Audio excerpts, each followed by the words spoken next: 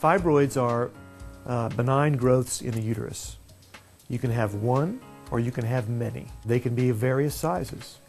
They can be a few millimeters to several centimeters. About 4 million women in the United States have fibroids. The most common situation with fibroids with women is excessive bleeding or bleeding in between cycles or painful menstrual cycles. Oh God, they're awful. Every month, I mean, it's like, I have cramping for like 2 days, sometimes 3. Puts me in a real bad mood. I'm just moody, and if you touch me the wrong way, and I'm griping because it's just the pain that's in you. About 20 years ago, the most common situation was that women would have fibroids and they'd have a hysterectomy. It is getting the situation now that women that have fibroids are opting to now retain their uterus and just undergo uterine embolization. Uterine fibroid embolization involves the injection of small, deformable plastic polymer beads into the arteries that go to the uterus so that they cut off blood flow to all the fibroids. Not only the large ones causing the symptoms, but also these small ones that may grow over time and cause symptoms later. So the recurrence rate after we've injected these beads is very low, usually less than 10%. And the beauty of what we do is that we leave the woman's uterus where God put it, and we take away the symptomatic part of it in about 85 to 90% of women. The gynecologic community has embraced uterine fibroid embolization as a viable alternative for women who have uterine fibroids that are symptomatic and don't want or shouldn't have surgery for them. I didn't want the hysterectomy, and it seemed more easier, and the stay in the hospital, you know, if I have to stay, will be 1 day, and I'll be back to work in about 5 days.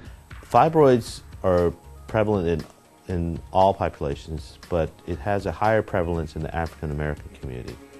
And the African American community is now becoming aware of uterine embolization as a viable alternative to hysterectomy.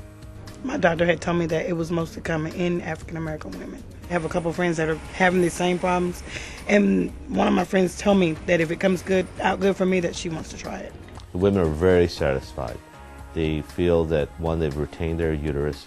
2, they've not had much of a recovery period. Usually within 1 to 2 days they're back to doing their routine lifestyle.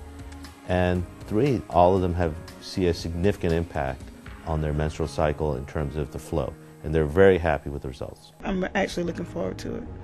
I may become a new person.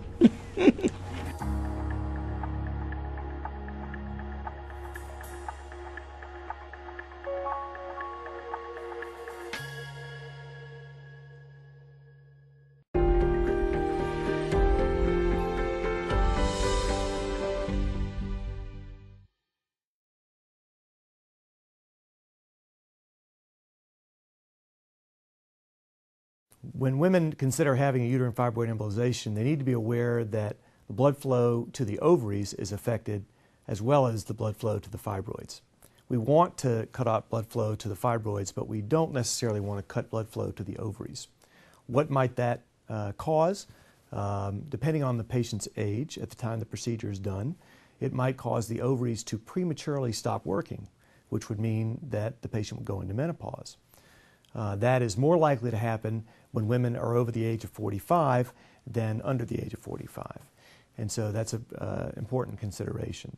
Generally, the risk of that happening in women over the age of 45 is somewhere between 12 and 15%. Everyone gets pain and cramping within an hour after the procedure, to one extent or another. Most women describe that pain on a scale of 0 to 10 as about a 6 to 8. We give lots of pain medication on the first day to combat that, and we send folks home on medications to control and alleviate pain as well. Nausea is sometimes a component of the procedure or the immediate post-procedural period, and we have various anti-nausea medications that we use in the hospital and send folks home with. Women need to consider the fact that having discomfort from the procedure for a few to several days will hopefully eliminate or substantially reduce the symptoms they have on a monthly basis with all their menses.